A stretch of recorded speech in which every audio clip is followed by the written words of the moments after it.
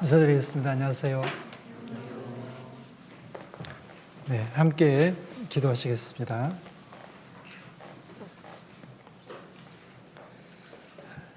우리를 사랑하시는 하나님 아버지 감사합니다. 저희들과 같은 비참한 죄인들을 사랑하셔서 저희들을 구원해 주시고 또 하나님 자녀 삼아 주심을 감사드립니다. 또한 젊은 날에 저희들 하나님의 뜻과 영광을 위해서 살 수 있는 기회를 주시고 저희들을 통해서 하나님의 뜻을 펼치시며 또 하나님의 존재와 영광을 세상에 드러내심을 감사드립니다. 부족하고 연약하지만 하나님의 은혜와 사랑을 알고 또 저희들을 통해서 하시고자 하는 주님의 일을 잘 알기에 또 저희들 주님을 의지하며 담대히 이 세상을 살아가고자 합니다. 저희들 악하고 음란한 세대에서 온전히 구별시켜 주시고 또 저희들이 주님의 소원을 저희들의 마음의 소원으로 받고 또 주님의 뜻을 위해서 저희들 힘있게 살아갈 수 있도록 도와주시기 원합니다. 특별히 이 세상에서 구별되어서 하나님의 일을 하는데 부족함 없도록 하나님께서 지혜와 능력도 베풀어 주시고 힘과 용기도 주시며 또 은혜와 사랑으로 충만케 해주시길 부탁드립니다. 또한 저희들 온전히 구별된 삶을 살아감으로 저희들의 삶을 보고 하나님을 알고 또 소망에 관한 이유를 묻는 자들에게 담대히 하나님의 복음을 증거해서 그들을 구원할 수 있도록 도와주시옵소서. 저희들에게 부탁하신 많은 영혼들, 저희들 주님께서 저희들을 위해서 수고하고 희생하신 만큼 주님의 보답하는 마음으로 또 그들을 위해서 수고하고 희생할 수 있도록 도와주시고 또 보이지 않는 곳에서 그들을 위해서 기도하며 또 그들을 사랑할 수 있도록 도와주시길 원합니다. 오늘 말씀을 통해서도 저희들에게 필요한 말씀과 교훈 허락해 주시고 은혜와 사랑으로 충만케 해주시길 부탁드립니다.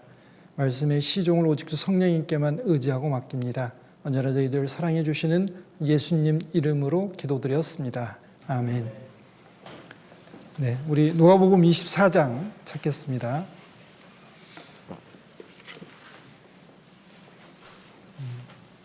누가복음 24장 44절부터 49절까지입니다.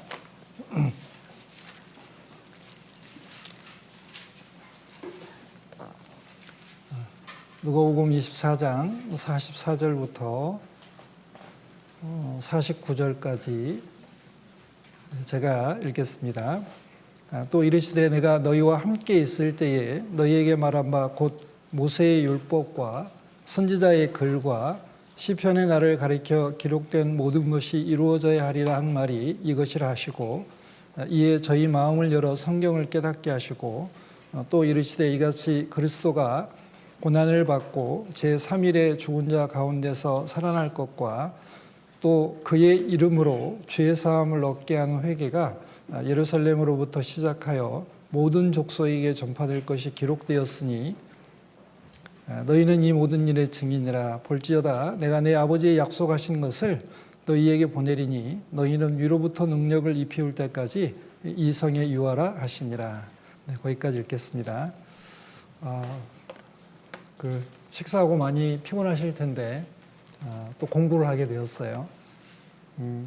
보니까 밤늦게까지 이렇게 공부를 하시던데 여러분들 아무튼 젊은 날에 구원 받으시고 이렇게 사무엘학교 참석해서 하나님의 말씀으로 훈련하고 또 영혼을 위해서 자신의 삶을 한번 재정비하고 또 그들에게 복음을 전할 준비를 하는 것은 아주 좋은 기회이기도 하고 또 하나님을 기쁘시게 하는 일인 것 같습니다.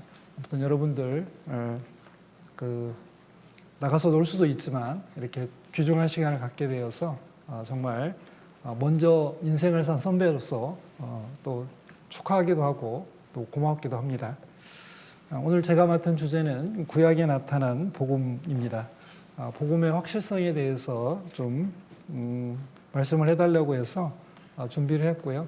준비하는 동안 제가 개인적으로 이제 누가복음 24장을 읽을 때마다 예수님께서 이제 제자들에게 모세의 율법과 선지자의 글과 시편의 나를 가리켜 기록한 모든 것이 이루어져야 하리라 했는데 구약 성경에 나온 예수님에 관한 일과 그리고 특별히 십자가에 못 박혀서 돌아가시는 그 복음을 완성하신 일이 구약 성경을 가지고 한번 이렇게 준비를 한번 해보고 싶었었는데 참 저한테는 좋은 기회가 됐고 그리고 준비를 하면서 너무 유익한 시간이 되었습니다. 여러분들에게도 아주 귀중하고 유익한 시간이 되었으면 좋겠습니다. 그러면 이제 좀 살펴보도록 하겠습니다. 모세의 율법, 선지자의 글, 시편의 나를 가리켜 기록한 모든 것이라고 했습니다. 여기서 여러분들이 보는 것처럼 모세의 율법은 모세 오경을 이야기하고 있고요. 선지자의 글은 주로 여러분들이 아는 대예언서하고 소예언서를 말하고 있습니다. 그리고 시편은 우리 욥기, 시편, 잠언, 전도서, 아가서 있잖아요. 그 시편을 말하고 있습니다. 물론 유대인들이 구분하는 것하고 지금 우리가 가지고 있는 39권 성경을 분류하는 것은 좀 약간 다르지만 이제 이 세 가지 형태가 구약 성경 전체를 가리키고 있습니다.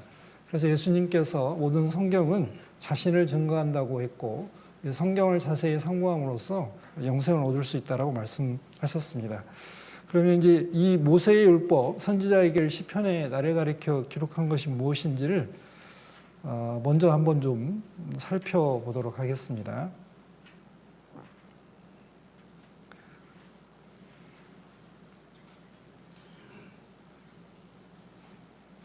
이제 구약 성경을 유대인들이 분류한 것과 이제 우리들이 분류한 것이 조금 다른데요. 그걸 좀 설명을 하고 넘어가겠습니다. 그래서 유대인들은 이제 구약 성경을 이제 타나크라고 부릅니다. 원래는 이제 토라의 티, 그 다음에 느비임이라고 해서 이제 예언서, 선지자의 글을 말하고 있고요. 그 다음에 케투빔이라고 해서 성문서라고 하는데 이 성경에서는 시편이라고 이제 얘기가 됩니다. 그래서 이 세 글자를 따라서 타나크라고 하고 이게 이제 모세 오경, 선지자의 글, 이제 시편 이렇게 되어 있습니다. 그리고 이제 요거를 분류하는 방법이 24권, 22권, 이제 39권 이렇게 되어 있어요. 그래서 우리들이 알고 있는 건 39권이고 이것은 이제 AD 100년경에 이제 요하난 벤 자케라는 그 랍비의 주도하에 얌리아 종교회의에서 이 39권 그 구약 성경을 확정했고 그리고 이제 분류를 이렇게 했습니다.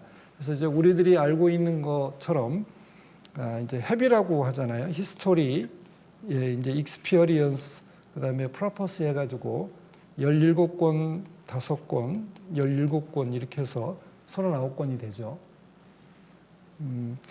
그래서 여기 보면 이제 모세오경, 이게 토라라고 합니다. 그래서 창세기, 출애굽기, 레위기, 민수기, 신명기 5권. 그리고 이제 역사서는 우리들이 알고 있는 것처럼 이스라엘의 역사, 즉 이제 출애굽 때부터 그리고 그 바벨론 포로에서 돌아온 때까지 그 이스라엘의 역사를 기록한 이제 역사서 12권이 있습니다. 그래서 여호수아, 사사기, 룻기, 사무엘 상하, 열왕기상하, 역대상하, 에스라, 느헤미야, 에스더.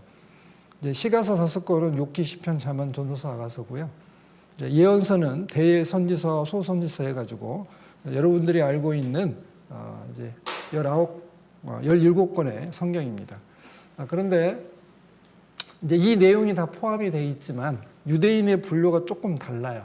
그래서 이제 24권 분류를 할 때는 이제 토라라고 해서 율법, 모세의 율법이라고 할 때는 이 5권을 이야기하고요. 선지자의 글이라고 할 때는 이렇게 얘기를 합니다. 그래서 이제 전기 예언서와 후기 예언서가 있는데 이제 이 예언서에는 이제 선지서와 역사서를 이제 포함하고 있어요. 분류가 유대인들하고 우리하고 좀 다르다는 거 좀 생각을 하셔야 되고요. 그래서 이제 이 케투빔이라고 해서 이제 시편이 우리는 5권만 얘기하는데 이제 5권을 포함한 여기 보면 이제 룻기, 그 다음에 이제 예레미야 애가서, 그 다음에 에서서, 그 다음에 이제 다니엘, 에스라, 느헤미야, 역대서 같은 게 이제 성문서, 시편으로 분류가 돼 있어요. 그리고 이제 24권과 22권의 분류를 할 때는 제가 이게 좀 다르게 표시했는데 룻기와 에가가 이쪽으로 붙으면 22권이 돼요. 그래서 이제 사사기 룻기를 하나로 보고 예레미야와 예레미야 에가서를 하나로 봤을 때 22권이고 그 다음에 이제 이걸 따로 이쪽 시편으로 넣으면은 24권 분류가 되는 겁니다. 그래서 예수님께서 자신을 가리켜 기록할 때 모세의 율법, 선지자의 글, 시편 이게 아마 이제 24권 분류나 22권 분류를 염두에 두시고 이렇게 말씀을 하셨어요. 그러면 예수님께서 자신에 대해서 이루어져야 될 내용이 구약 성경에 자세히 기록이 되어 있다. 모세의 율법에도 나오고 선지서에도 나오고 시편에도 나온다. 그래서 이걸 자세히 이제 풀어서 설명을 해주셨습니다. 그래서 오늘은 시간이 짧기 때문에 이제 다 찾아보려면 구약 성경 거의 전체를 다 들여다봐야 돼요. 그러면 시간이 너무 많이 가니까 제가 꼭 필요한 부분들만 좀 찾아서 볼게요. 자, 그리고 이제 구약 성경의 핵심이 뭐냐? 그러니까 복음의 핵심인데 그 내용이 예수님께서 고난을 받고 제3일의 죽은 자 가운데서 살아날 것. 그러니까 예수님이 고난받고 죽고 부활하실 것을 구약 성경에도 얘기했고, 그 다음에 죄 사함을 얻게 하는 회개, 하나님께로 돌아오는 일, 그 다음에 그것이 이제 복음이 완성이 되고 복음이 온 세상에 전해지는 것. 그래서 예루살렘으로부터 시작해서 모든 족속에게 전파될 것이 성경에 기록되어 있다. 그러니까 이 내용을 자세히 풀어놓은 게 신약 성경이 되는 겁니다. 그래서 너희는 이 모든 일의 증인이라. 우리가 복음을 확실히 깨우쳐야 되는 이유가 뭐냐. 우리 스스로가 구원받고 천국 가야도 되지만 그러기 위해서도 우리가 복음을 깨우쳐야 되지만 내가 알고 있는 이 복음을 다른 사람에게도 전해줘야 되잖아요. 그러니까 내가 아는 것이 힘이고 하나님을 기뻐하는 것이 힘이고 또 하나님을 알수록 우리가 더 하나님을 잘 섬기고 그리고 하나님과 깊은 상임을 가질 수 있잖아요. 그래서 우리는 깨우치고 그런 세상에 나가서 이제 증인이 되어야 됩니다.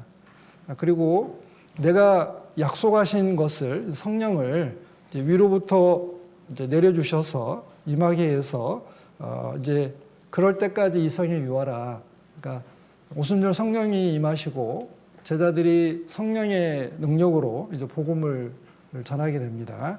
그러니까 여러분들도 똑같이 성령님께서 구원받을 때 안에 계시고 여러분들 위해서 지혜와 능력을 공급해 주시고 은혜도 베풀어 주시고 인도해 주시니까 성령과 함께 역사를 같이 하시면 이제 되겠습니다. 그럼 이제 우선 이제 복음이라는 걸 한번 좀 생각을 해봅시다. 여러분들은 복음이라고 하면 뭐가 떠올라요? 예수님 십자가?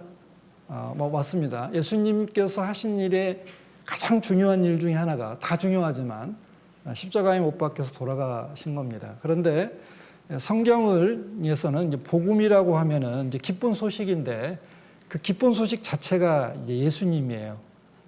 그래서 이제 복음은 예수님 자체와 예수님께서 하신 일입니다. 그래서 여기 보면 1번에 복음은 예수님 자체이시고 예수님의 것이다라고 되어 있습니다. 그래서 마가복음 1장 1절에는 예수 그리스도의 복음의 시작이다.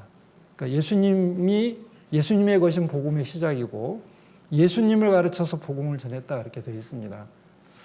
자, 그리고 이 복음을 이제 예수님 관점과 우리 인간의 구원 관점 두 가지 관점에서 살펴볼 수가 있어요. 그래서 로마서 1장에 예수님의 복음에 관해서 잘 정의하고 있는 게 로마서 1장 16절과 17절입니다. 자, 복음은 예수님에 대해서 구약 성경이 미리 약속하신 겁니다. 그러니까 모든 성경이 예수님을 증거하고 있기 때문에 예수님이 복음이십니다. 그러니까 이 세상 사람들에게 가장 기쁜 소식은 예수님이 오셨다는 거예요. 그리고 인간을 구원하러 예수님을 보내주겠다는 약속이 구약의 약속이고 그 약속을 성취했다라는 것이 신약 성경의 내용입니다. 그래서 여기 보면 이 복음은 로마서 1장 2절에 하나님이 선지자들로 말미암아 그의 아들에 관하여 성경에 미리 약속하신 것이라. 그러니까 이 예수님에 관한 예언들이 그리고 예수님에 관한 이야기가 복음입니다. 그러니까 그러니까 예수님 없으면 죄사함도 없고 인간이 구원받을 방법이 없잖아요. 그런데 우리를 구원하러 오신 예수님 보내주시겠다는 약속을 하셨고 그 약속대로 이 세상 역사에 예수님께서 우리들과 똑같은 몸을 입으시고 이 땅에 발을 디디시고 우리들과 똑같은 탄생과 성장 과정을 거치시고 그리고 우리들의 죄를 담당하시고 십자가에 못 박혀서 우리들의 죄를 다 용서해 주신 거예요. 그게 그러니까 예수님 자체가 복음입니다. 그리고 그 복음 중에 가장 핵심이 뭐냐? 예수님의 십자가에 죽고 부활하심이잖아요. 우리 죄 용서된 거. 자, 그래서 여기 보면 이제 구약은 여기 보는 것처럼 예수님에 대한 약속이고 그 복음에 대한 약속이 구약 성경에 자세히 기록이 되어 있고 신약 성경은 그 약속을 성취했다. 하나님께서 예수님께서 성취하셨다. 그러니까 하나님께서 예수님을 보내서 이제 성취하신 것입니다. 그러면 구약 성경에 예수님에 관한 약속이 많이 나와 있어요. 예를 들면 여인의 후손으로 올 거다, 아브라함의 후손으로 올 거다, 유다 지파에서 올 거다, 다윗의 후손으로 오실 거다. 그리고 예수님 오시기 전에 세례 요한이 올 것이다. 태어나실 장소는 유다 베들레헴이다.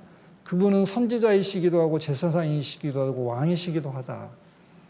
또 예수님은 죽으실 거다. 이사야 52장 13절부터 53장 12절 끝절까지 예수님의 일대기가 쫙 기록이 돼 있잖아요. 그리고 예수님이 기적을 많이 베푸실 거고 예루살렘에 입성하실 거고 이제 나귀 타고 입성할 것도 예언이 돼 있죠. 그리고 십자가에 못 박혀 돌아가실 것도 자세히 나옵니다. 그 십자가에 사실 말씀도 나오고 옆구리 찔릴 거, 무덤이 악인과 부자와 함께 있을 거, 예수님 부활까지 자세히 기록이 되어 있습니다. 그래서 이 복음이라는 것은 예수님의 인격과 사역을 이야기하고 있습니다. 그러니까 예수님이 어떤 성품을 가지고 계시고 삶은 어떠시고 무슨 말씀을 하셨고 어떤 일을 행하셨냐 이게 이제 복음 내용입니다. 자, 그래서 여기 보면 로마서 1장 16절에 내가 복음을 부끄러워하지 않는다. 이 복음은 모든 믿는 자에게 구원을 주시는 하나님의 능력이 됨이라. 첫째는 유대인에게요 또한 헬레인에게로다. 그래서 복음의 우선권은 유대인들에게 있는데 유대인이 배척을 함으로써 이제 그 복음이 이방인에게 넘어가고 나중에 이제 이방인의 구원했다가 다 차면 다시 7년 환란 때 이제 유대인들에게 다시 복음이 한 번 더 전해지게 됩니다. 그리고 이 복음은 하나님의 의가 나타났다. 이 하나님의 의라는 것은 조금 이따 설명을 드리겠지만 율법을 몽땅 다 지킨 거고 그리고 이제 인격을 가진 존재들은 관계라는 게 형성이 되잖아요. 그러니까 하나님과 우리 그리스도인들, 그 다음에 부부간이면 남편과 아내, 부모와 자식, 형제, 자매, 그리고 뭐 친구 관계에서 사람이 어떤 그 관계 속에서 마땅히 해야 될 일을 의라고 합니다. 그러니까 바르게 행동한다라는 것은 내가 관계를 맺고 그 관계 안에서 마땅히 해야 될 일, 그것을 이제 의라고 해요. 그러니까 그거를 올바르게 다 하는 것을 이제 의롭다라고 하는 겁니다. 그러니까 여러분들이 부모님들에게 짜증내고 화내는 것은 의로운 일이 아니잖아요. 쉽게 생각하면 돼요. 뭐 어려운 게 아니고 내가 내 양심에서 이제까지 배운 거 도덕적인 기준에 의해서 착하게 행동하거나 바르게 행동해야 될 내용들을 다 몽땅 해야 하는 것을 의라고 합니다. 자, 그런데 하나님의 의가 나타났다. 그러니까 이제 하나님께서 예수님을 통해서 의를 성취했습니다. 그러니까 의라는 것은 율법, 하나님의 명령을 몽땅 지킨 거예요. 근데 사람은 지킬 수 없잖아요. 근데 예수님께서는 몽땅 다 지키셨잖아요. 그래서 예수님이 의로우신 것을 예를 들면 의의 겉옷으로 만들어서 사람들에게 입혀주시는 겁니다. 그러니까 하나님의 의가 나타났다. 하나님으로서 마땅히 행동해야 될 것들이 이 복음에 나타나 있다는 뜻이에요. 자, 그래서 우리 인간 편에서는 이제 믿으면 되는 겁니다. 믿음으로 믿음에 이르게 하나니 기록된 바 오직 의인은 믿음으로 말미암아 살리라 그랬습니다. 자, 요 내용을 좀 이제 풀어서 설명해 보면 복음은 첫 번째 자랑스러운 것입니다. 그러니까 내가 복음을 부끄러워하지 않는다 그랬잖아요. 내가 구원받고 천국 가게 된 거, 하나님의 자녀가 된 것을 부끄러워하지 않는다 그랬습니다. 그리고 바울서는 특별히 이제 복음의 일꾼으로 부름을 받았잖아요. 그래서 다메섹 도상에서 예수님 만난 이후로 평생 하나님이 가라는 대로 가가지고 매도 많이 맞고 고생도 많이 하고 굶기도 많이 하고 고생을 많이 했잖아요.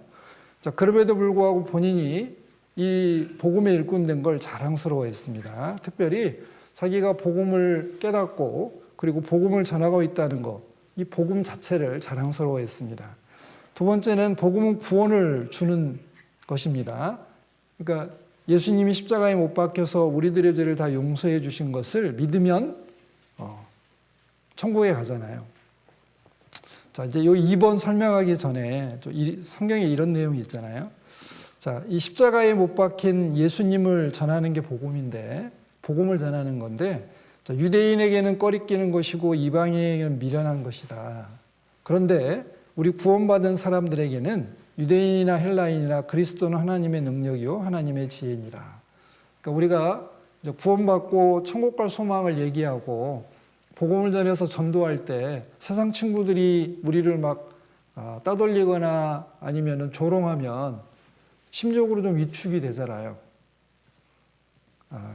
이제 목사님 저도 그런데 여러분들도 똑같은 경험이 있을 거라고 생각합니다. 그러나 복음은 예수님께서 죽기까지 우리를 사랑하신 것이기 때문에 우리가 지금은 세상 사람들이 인정해 주지 않지만 천국에 가면 우리는 하나님의 자녀이니까 이제 하나님의 자녀로서 모든 하나님의 기업을 상속받아서 하나님과 함께 영광을 누리게 됩니다.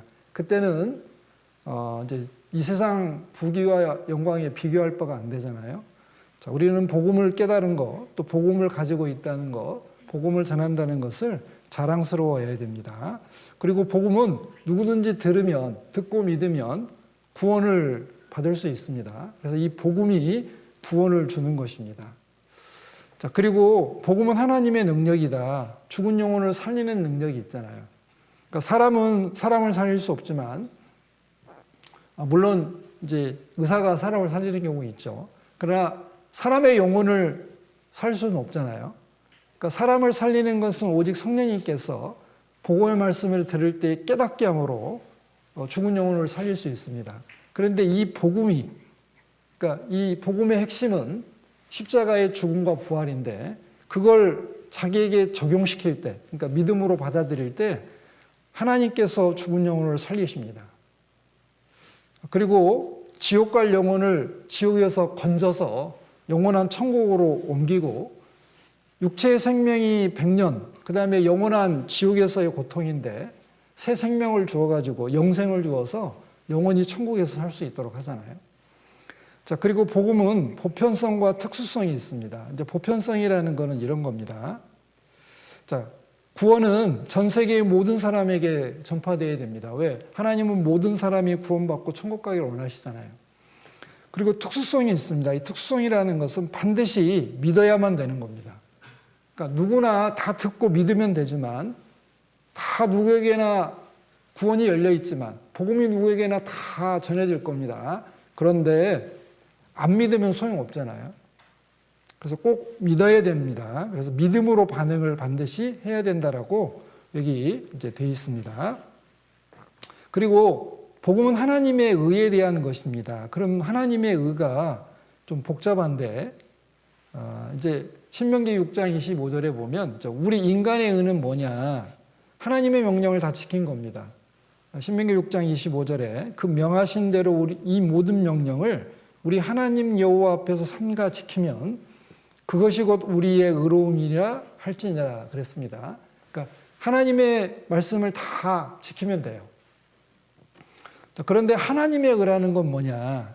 좀 이제 어렵지만 제가 좀 설명을 해볼게요. 첫 번째는 하나님 성품으로서의 하나님의 의가 있어요. 그러니까 하나님은 죄가 없으시고 반드시 약속한 건 지키시고 하나님으로서 해야 될 행동은 다 하셔요. 자, 그게 속성으로서의, 그래서 하나님은 항상 정의롭고 공의롭습니다. 그리고 약속하시면 반드시 지키세요. 이제 두 번째는 하나님의 활동으로 해석하는데, 예수님의 의를 기초로 해서, 즉 예수님의 의를 죄인들에게 전가시켜서 죄인들을 의롭다고 선언하신 하나님의 구원 행위라고 되어 있습니다. 이렇게 멋진 말로 표현을 했잖아요. 근데 우리는 이미 다 경험을 했어요. 뭐냐면 예수님이 십자가에 못 박혀서 내 죄를 다 용서받아 해주셨습니다. 감사합니다 하는 순간 죄 용서됐을 뿐만 아니라 그때 예수님의 의로움이 우리들에게 그냥 전가돼요. 자, 그래서 이걸 이중 전가라고 하는데, 자, 이제 사람이에요.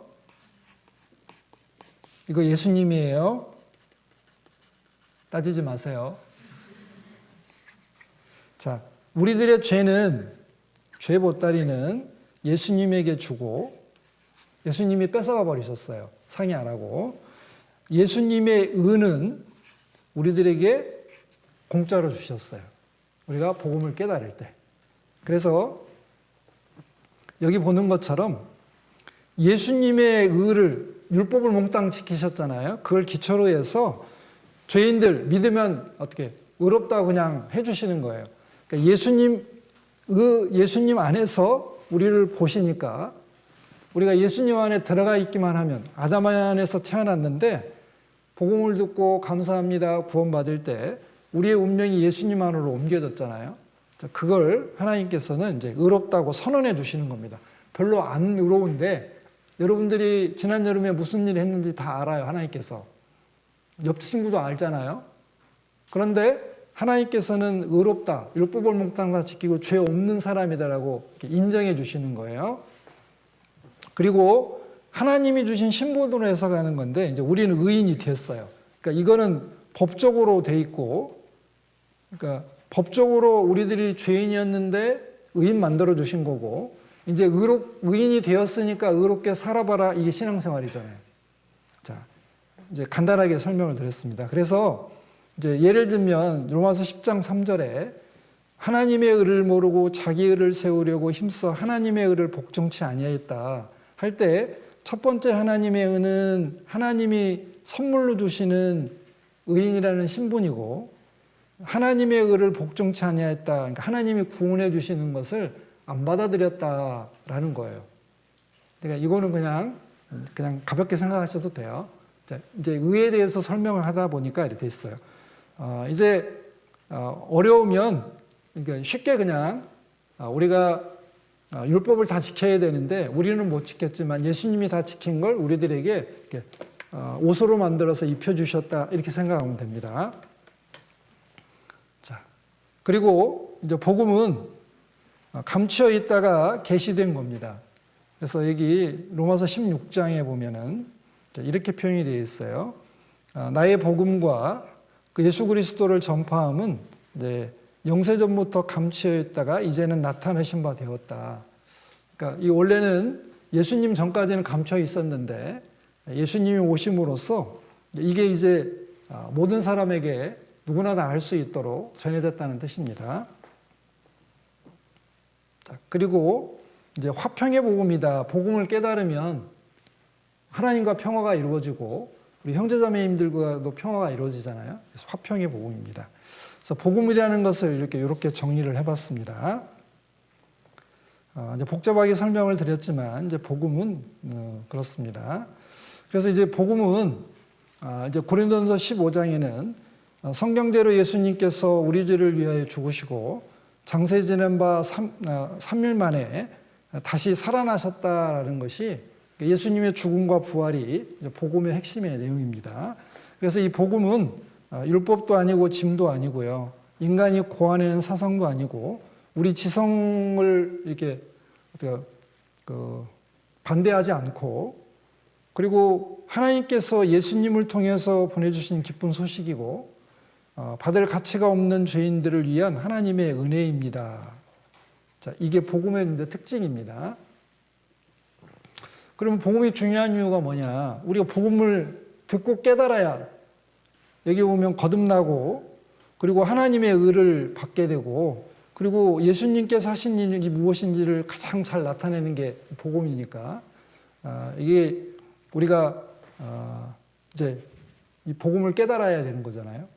네, 그래서 중요합니다.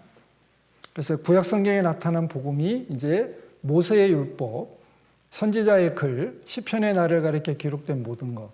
정리해 보면은 이렇게 되어 있습니다. 이제 예수님에 관한 내용이에요. 예수님의 성품이 어떻고 예수님이 무슨 일을 할 건지를 자, 모세의 율법에 선지자의 글에 시편에 자세히 기록을 하고 있습니다. 자, 그거를 몇 가지 이제 살펴보도록 할 거예요. 자, 그러면 이제 여러분들 세상을 어떻게 살고 싶어요? 여러분들 꿈이 뭐예요? 그래서 저기 제가 준비해 왔어요. 여기 이제 해시태그가 뭐냐면 여기 이제 백만장자 해시태그가 그래요. 그다음에 머니, 석세스 뭐 이런 거.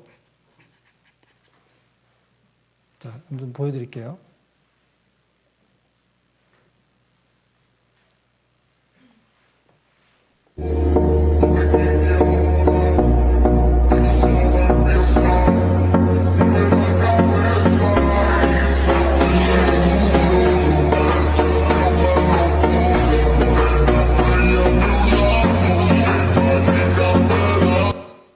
자, 세상 사람들이 추구하는 것들이 이런 거래요.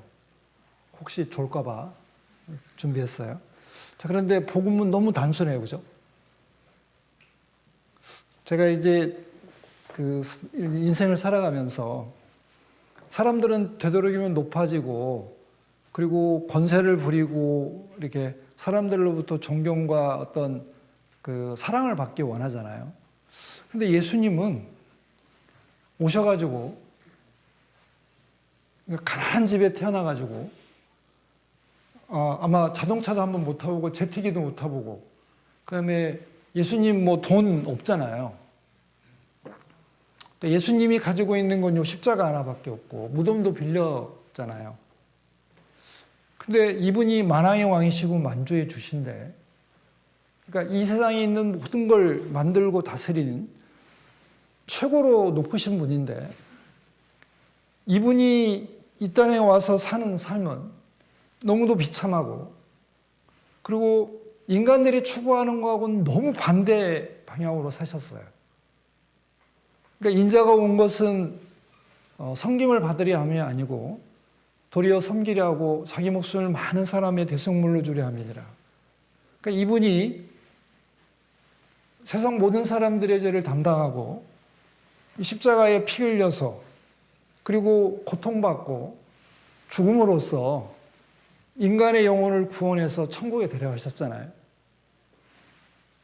우리들이 아까 그 비디오에서 본 뭐 좋은 집, 좋은 자동차, 멋진 시기에 뭐 아무튼 요트 타고 놀러 다니고 스포츠카 타고 다니고 뭐 이런 게 아니고 이분은 그 유대 그 팔레스타인 지방에서 33년을 사시면서 그냥 가난한 집에서 목수의 삶을 살고 제자들과 공생애를 시작하면서 갈릴리를 중심으로 해서 유대와 도로와 시돈 지방까지 돌아다니면서 하나님의 복음을 전파했어요. 그리고 사람들을 만났는데 뭐 유력한 사람들, 부자들, 왕들, 귀족들 만난 게 아니고 세리와 창기의 친구잖아요. 그래서 바리새인들이 막 따지잖아요. 왜 우리 약 안 놀고 세리와 창기들만 노냐고. 그랬을 때 예수님은 인자가 온 것은 죄인을 구원하러 왔다. 그러니까 그 의사에게 병든 사람에게 의사가 필요한 것처럼 죄인에게는 본인이 필요하니까 예수님은 죄인 찾아다니셨습니다. 그리고 예수님이 공생하실 때 예수님은 자신을 찾는 사람들을 그러니까 예수님은 하나님이시니까 인간의 모든 소리를 다 들으시잖아요. 특별히 하나님을 중심에서 찾고 있는 사람들, 그 사람들을 찾아가가지고, 그래서 니고데모도 만나주시고, 삼 우물가에 수가라는 동네에 가서 그 여인도 만나주시고, 그리고 삭개오도 하나님을 찾고 있었으니까 굳이 여리고로 들어가서 삭개오 만나주시잖아요. 그러니까 이분이 이렇게 하셨어요. 왜? 그러니까 사람은 백년남짓한 삶이 중요한 게 아니고 정말 중요한 것은 인간의 영혼이고, 그 영혼은 어떻게 살아나냐? 예수님이 십자가에 못 박혀 돌아가셔서 살아나심으로, 예수님 이 십자가의 희생으로 죽은 영혼이 살아나니까 예수님의 모든 삶은 여기에 집중이 되어 있었습니다.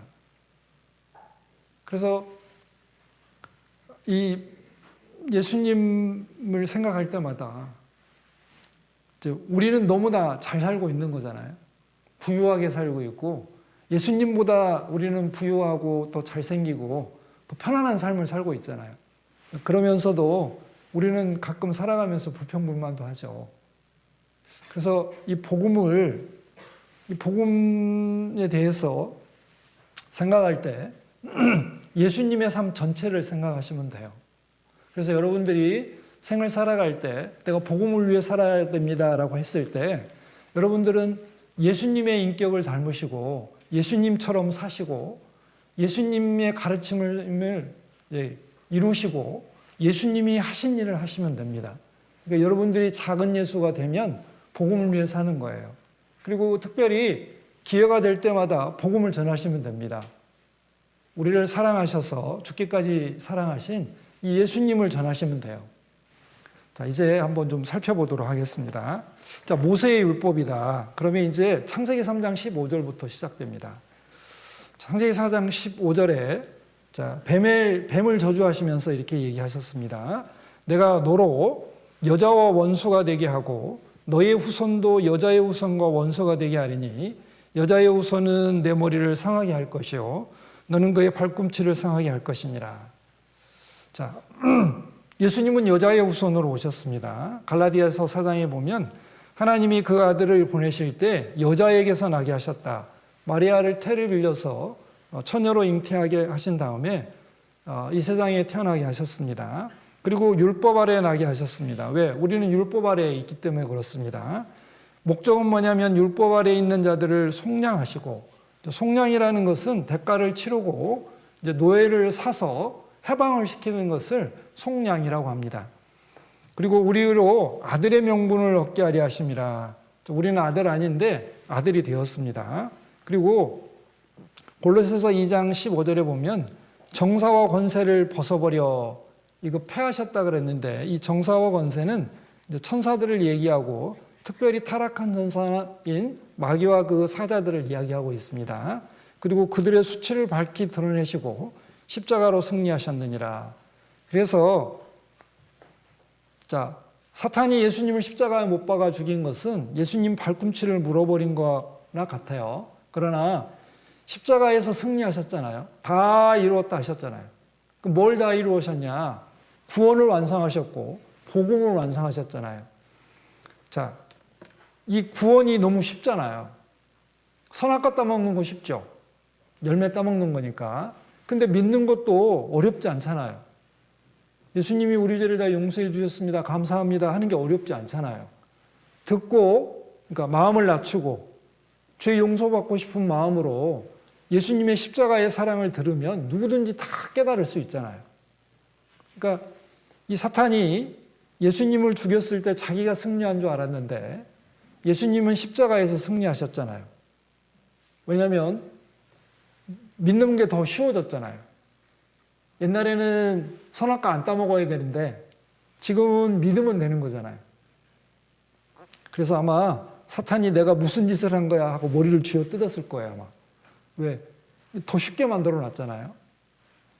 자, 여자의 후손에 대한 약속, 이것도 복음이고 예수님 얘기를 하고 있습니다.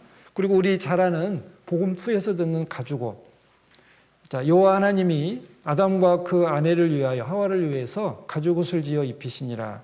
가죽옷이 생기려면 짐승이 죽어야 되잖아요.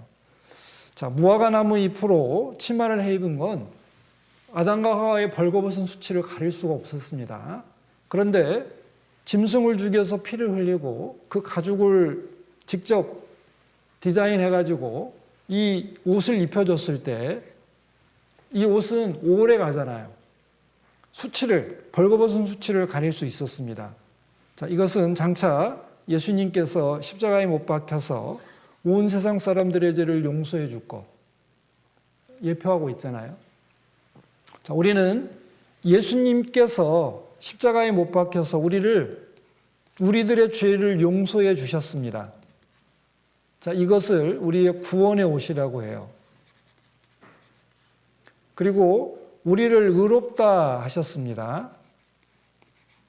이게 의의 겉옷입니다. 우리가 속옷 입고 겉옷 입는 것처럼 우리에게는 두 가지 옷이 주어졌어요. 우리가 구원받을 때 구원의 옷으로 내게 입히시고 의의 겉옷으로 내게 더하셨다.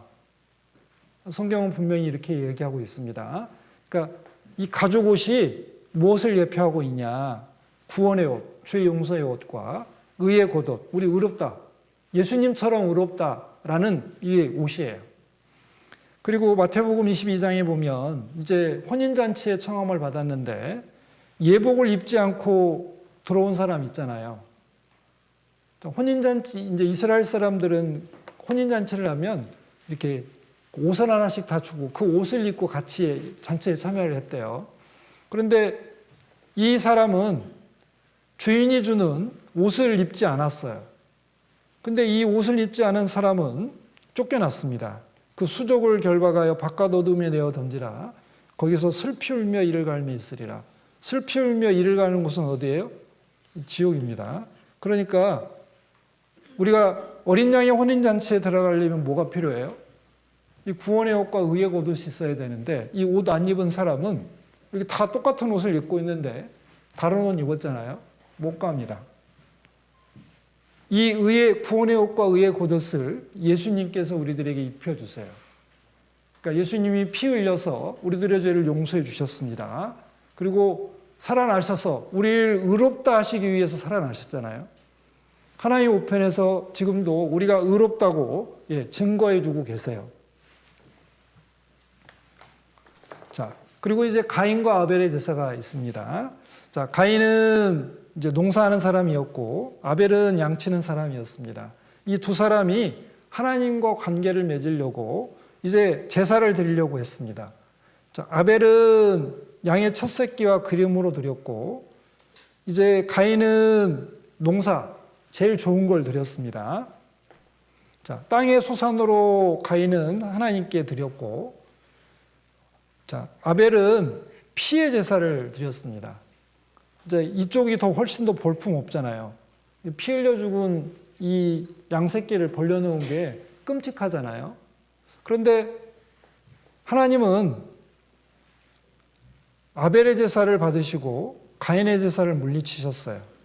자, 이거는 아주 중요한 의미가 있습니다. 자, 구원의 길은 자기 행위를 의지하느냐, 하나님의 은혜를 의지하느냐, 그러니까 믿음으로 나아가느냐, 자기 공로나 행위를 의지하느냐, 어떤 게 우리를 구원에 이르게 할 수 있을까?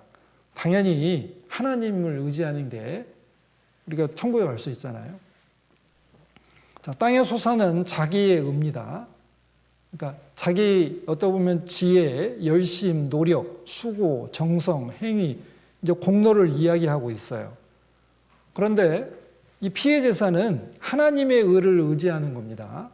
그러니까 예수 그리스도의 의를 의지하는 거예요.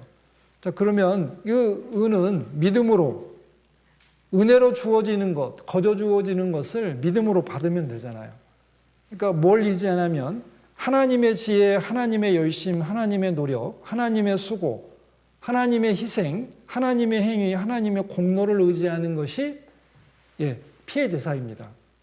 그래서 우리가 예수 그리스도를 믿는다, 예수님 믿는다라는 것은 우리가 하나님 공로, 하나님 의지에서 천국 가는 거잖아요. 자, 히브리서 11장은 믿음으로 아벨은 더 나은 제사를 드렸다. 어떤 나은 제사냐? 그 예물이 달랐다. 그러니까 인간의 예물이 아니고 하나님이 준비하신 어린 양 같은 이 예수님이라는 제물로 의지를 했다. 제사를 드렸다. 결국에는 아벨이 제사 드린 것은 결국에는 예수 그리스도의 공로를 의지한 거니까 당연히 하나님께서 받아주시죠. 그러니까 예수님 이외에 다른 구원의 길은 없는 겁니다. 그래서 누가 예수님 이 십자가의 공로 플러스 다른 거 그것도 이단이고 그리고 그 이외에 뭔가를 얘기하는 것도 그거 다 이단입니다. 오직 예수 그리스도의 피밖에 없어요. 그래서 중세시대 때 종교개혁을 일으켰던 그 사람들 오직 성경, 오직 예수, 오직 믿음, 오직 은혜 이렇게 종교개혁의 모토를 삼았잖아요. 자, 예수님만 의지해야 죄 용서받고 천국 갈 수 있습니다. 자, 그래서 여기 보면 의로운 자라 하는 증거를 얻었다. 예수님 의지하는 사람, 예수님 피공로 의지하는 사람은 의롭게 되는 겁니다. 자, 그리고 이제 아브라함에게 땅의 모든 족속이 너를 인해 복을 받을 거다. 너는 복의 근원이 될지라 이렇게 약속하셨는데 이건 갈라디아서에 보면은 자, 하나님이 그러니까 이방인들도 믿음으로 말미암아 의롭게 될 것을 하나님이 정하셨다고요. 그러면서 아브라함에게 복음을 전했다. 모든 이방이 너를 인하여 복을 받으리라. 그러니까 네 후손으로 오는 예수님을 통해서 천국 가는 복, 신령한 복, 그러니까 창세전부터 준비한 그 신령한 복을 받을 거다. 그걸 미리 염두에 두시고 아브라함을 부르실 때 모든 이방이 너를 인하여 어떻게 복을 받으리라 라고 되어 있습니다. 그러면서 그 내용이 뭐냐? 여기 보면 믿음으로 말미암는 자는 믿음이 있는 아브라함과 함께 복받는다고 했습니다. 그리고 예수님께서 우리를 위해서 저주를 받았다. 십자가에 못 박혀서 심판과 형벌을 받으셨잖아요. 자, 이는 그리스도 예수 안에서 아브라함의 복이 이방인에게 미치게 하고 우리로 하여금 믿음으로 말미암아 성령의 약속을 받게 하려 함이라. 그러니까 구원받을 때 성령을 받았습니다. 그러니까 아브라함의 복은 최종적으로 이렇게 이 세상에서 나라를 이루고 막 자손이 번성하고 가나안 땅에서 잘 먹고 잘 사는 것도 복이지만 그 가나안 땅은 천국을 예표하고 있으니까 누구든지 구원받고 천국 가는 복을 얻을 것을 이제 말씀하고 있는 겁니다. 그리고 이삭을 대신한 순양, 그러니까 이삭을 바치라고 했을 때 물어보잖아요. 이삭이 이제 다른 거 다 있는데 번제할 어린 양은 어디 있습니까? 라고 물어볼 때 이제 아브라함이 지혜롭게 대답하잖아요. 번제할 어린 양은 하나님이 자기를 위하여 친히 준비하시리라. 그래서 이 이삭을 정말 죽여서 하나님께 번제로 바치려고 했는데 하나님께서 아브라함의 믿음을 이제 보시고 이제 이삭을 죽이지 말라고 하시고 대신 이 순양을 드리게 했잖아요. 자, 이 수양이 이제 뿌리 수풀에 걸려서 이제 이게 드렸다. 그러니까 이삭을 대신해서 드려졌습니다. 자, 이것도 우리를 대신해서 십자가에 못 박히신 예수님을 이제 예표하고 있습니다. 그리고 이제 잘 아는 것처럼 6월절 어린 양. 내가 애굽 땅을 칠 때의 그 피가 이제 양이나 염소의 피가 너희 거하는 집에 있어서 너희를 위하여 표적이 될지라. 내가 피를 볼 때에 너희를 넘어가리니 재앙이 너희에게 내려 멸하지 아니하리라. 그러니까 반드시 문 설주와 임방에 피가 발려 있어야 됩니다. 이제 모세가 이스라엘 장로를 불러서 이제 6월절 양으로 그 피를 문 임방과 물 좌우 설주에 뿌린다. 그러니까 뿌린다는 게 바른다는 거예요. 자, 바르게 했고 하나님께서 뭐라고 하시냐면 여호와께서 애굽 사람을 치러 두루 다니실 때에 문 임방과 좌우 설주에 피를 보시면 그 문을 넘으시고 멸하는 자로 너희의 집에 들어가서 너희를 치지 못하게 하실 것임이니라. 자, 그래서 이제 출애굽할 때 장자가 죽을 때 이스라엘 사람들은 다 이게 집집마다 이 설주 이 두 기둥처럼 생긴 거 임방은 위에를 말합니다. 자, 설주와 임방에다 피를 발랐습니다. 그리고 이 백향목과 이제 우슬초가 있는데 나중에 이제 암송아지에도 나오는데요. 보통은 이 우슬초로 이게 발랐어요. 그러니까 이게 아마 이렇게 빗자루처럼 쓰기에 좋은 풀이었나 봐요. 그러니까 담벼락이나 돌에 잘 나는 풀인데 그거 가지고 이렇게 피를 적셔가지고 이렇게 발랐습니다. 자, 우리 배웠습니다. 자, 이제 양피, 꽃, 여호와의 사자 환영 이렇게 썼어요. 그리고 대접을 잘해야 되나 보석으로. 자, 어떻게 돼요? 자, 뭘 보고 넘어가요? 우리 전도 집회 때 다 들었죠. 자, 꽃 필요 없고 보석 필요 없어요. 뭘 본다? 피 본다. 자, 우리가 심판을 넘어가는 유일한 조건은 예수님 피를 믿었냐 안 믿었냐예요. 받아들였냐 안 받아들였냐. 그러니까 죄 용서된 게 확실하냐 안 하냐. 그러니까 내가 잘해서 죄 용서된 게 아니고 예수님이 십자가에 못 박힐 때 내 죄 용서해 주셨잖아요. 자, 여러분들 구원 의심 많죠? 자, 구원 의심할 때 내가 구원 받았는지 안 받았는지도 헷갈리고 막 헷갈려요. 그런데 죄 용서된 건 헷갈려요, 안 헷갈려요? 이게 헷갈려요? 예수님이 십자가에서 누구 때문에 돌아가셨어요? 그럼 내 죄는 십자가에서 용서됐어요, 안 됐어요? 누가 그래요? 성경에 써 있잖아요. 그래서 밀고 들어가면 결국에는 죄 사함이 구원이잖아요. 그러니까 예수님 피로 내 죄가 용서됐다는 게 한 번 믿어지면 이게 안 변해요, 잘. 그냥 이게 새겨져요. 마음과 생각에 새긴다고 하셨는데, 하나님의 법을 새긴다고 했는데, 새겨졌어요. 그러니까 내가 구원 받았는지 안 받았는지, 내가 잘 샀는지 못 샀는지, 뭐 여러 가지 구원을 의심할 만한 정황이 있지만, 제일 중요한 거는 내 죄가 2000년 전에 십자가에 예수님 못 박히실 때 용서됐다는 거예요. 내 죄 가져갔어요, 안 가져갔어요? 하나님은 실수해요, 안 해요? 거짓말 해요, 못 해요? 뻥 쳐요, 못 쳐요? 자, 하나님은 완전하신 분이니까 온 세상 죄를 담당하실 때 내 죄도 담당하셨어요. 여러분들이 인정하든 안 하든 여러분들 죄는 예수님 십자가에서 몽땅 다 용서됐다고요. 그러면 우리는 뭘 의지해야 돼요? 말씀과 하나님의 마음을 의지해야 되잖아요. 하나님을 의지해야 되잖아요. 사람도 좀 약속을 잘 지키는 사람들 말을 믿잖아요. 부모님도 믿고 선생님 말도 믿잖아요. 그런데 하물며 거짓말을 한 번도 못 하시고 약속하시면 분명히 지키시는 살아계신 하나님을 못 믿는다. 말이 안 되는 거예요. 그러니까 마귀는 자꾸 의심을 불러일으키지만 결국에는 우리가 의지해야 될 것은 하나님의 마음과 하나님의 말씀을 의지해야 됩니다. 여러분들의 마음과 생각을 의지하면 절대 안 돼요. 그죠? 네. 자, 그래서 여기 이제 또, 자, 피를 많이 발랐어요? 적당히 발랐어요? 조금 발랐어요? 어떻게 돼요?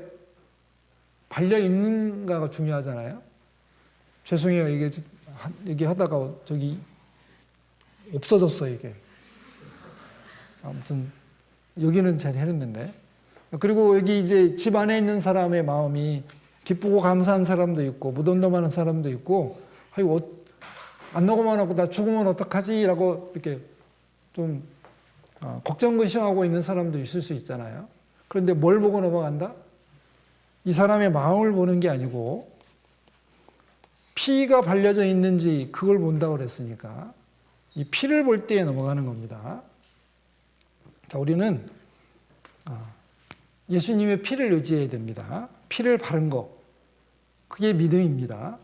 그러니까 어린 양의 6월절 어린 양의 피를 문에 바른 게 우리가 예수님이 십자가에 못 박히신 걸 믿은 거예요. 받아들인 겁니다. 자, 하나님은 피만 봅니다. 그래서 온전한 사랑이 두려움을 내어 쫓는다고 그랬습니다. 그러니까 온전한 사랑이 내 안에 있는 하나님에 대한 사랑이 아니고요. 하나님께서 우리들을 사랑하는 사랑. 그리고 이 두려움에는 두 가지 종류가 있습니다. 하나는 종으로서 두려워하는 거고, 하나는 아들로서 두려워하는 거예요. 자, 요거는 공경이라고 하고, 요거는 말 그대로 공포라고 합니다. 공포. 왜? 종은 주인을 두려워하죠. 잘하면 안 쫓겨나고 잘못하면 쫓겨나니까. 근데 아들은 왜 공경해요? 아버지니까. 아버지가 이런 질서상 위에니까 공경하게 되잖아요.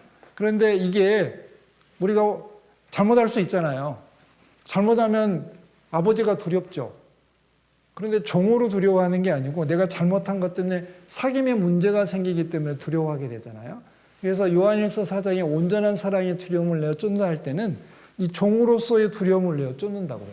그리고 우리가 사랑이 회복되면은 아버지를 두려워하는 것도 이제 없어지게 되잖아요. 그걸 포함하고 있습니다.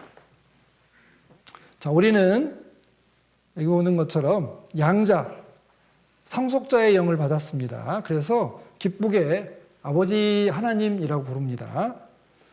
그리고 이 유월절 양은 예수님이라고 분명히 말씀하셨습니다. 고린도전서 5장 7절에. 그래서 이 예수님, 유월절 양 대신 예수님입니다.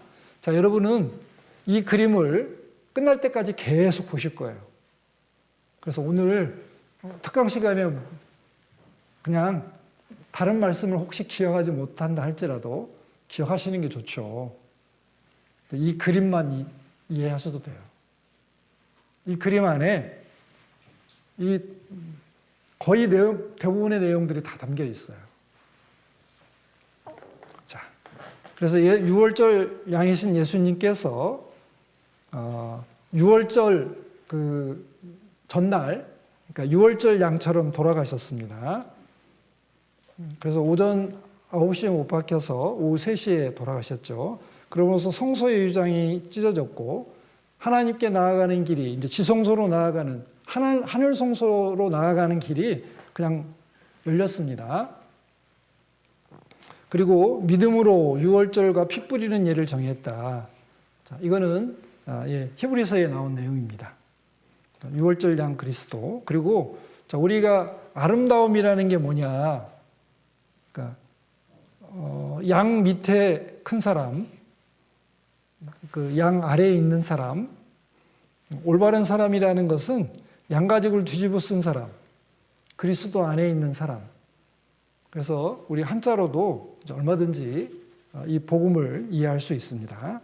그리고 속죄 제물되는 어린 양, 그러니까 뭐 이제 신분에 따라서 뭐 황소도, 소도, 송아지도 될 수 있고, 그 다음에 염소도 될 수 있고, 양도 될 수 있고, 비둘기도 될 수 있지만 가장 많이 사용한 게 어린 양입니다.